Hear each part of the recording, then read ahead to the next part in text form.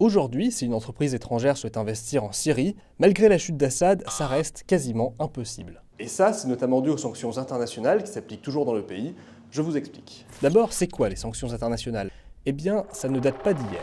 Les premières sanctions remontent à la Grèce antique lorsque la cité d'Athènes avait imposé une interdiction d'entrer dans ses ports, à Mégare, peu avant la guerre du Péloponnèse. Les premières sanctions modernes ont commencé juste après la Première Guerre mondiale et se sont développées avec la guerre froide, avec notamment deux pays emblématiques, Cuba et la Corée du Nord. L'idée est simple, maintenir la paix, la sécurité ou bien punir des comportements jugés illégitimes sans recourir à la force militaire. Mais les effets de ces sanctions restent controversés puisqu'ils n'ont pas toujours permis d'atteindre leur but politique et qu'elles ont souvent affecté d'abord les populations.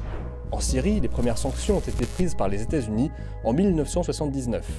Le pays était alors accusé, comme l'Irak ou la Libye, de soutenir le terrorisme. Ces sanctions ont été renforcées en 2004 pour punir l'occupation du Liban.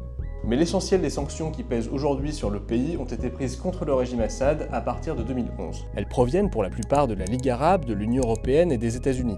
Et elles sont de plusieurs types. Des mesures individuelles ciblées d'abord, contre les membres ou les proches du régime qui n'ont plus le droit de voyager et dont les avoirs sont gelés.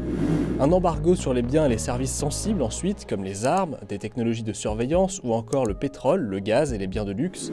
Et enfin, des sanctions financières, avec le gel des avoirs de nombreuses institutions et la déconnexion du pays des systèmes bancaires américains, arabes et européens.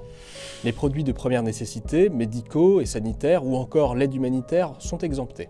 Et les États-Unis vont plus loin avec la loi César. Elle prévoit de sanctionner y compris les entreprises et les individus qui ne sont pas américains si elles traitent avec le régime ou avec des entités sanctionnées en Syrie. Aujourd'hui, la Syrie reste un des pays les plus sanctionnés au monde, derrière l'Iran et la Russie, mais devant la Corée du Nord. Et avec le renversement du régime Assad en décembre 2024, le maintien des sanctions fait débat en Europe et aux États-Unis.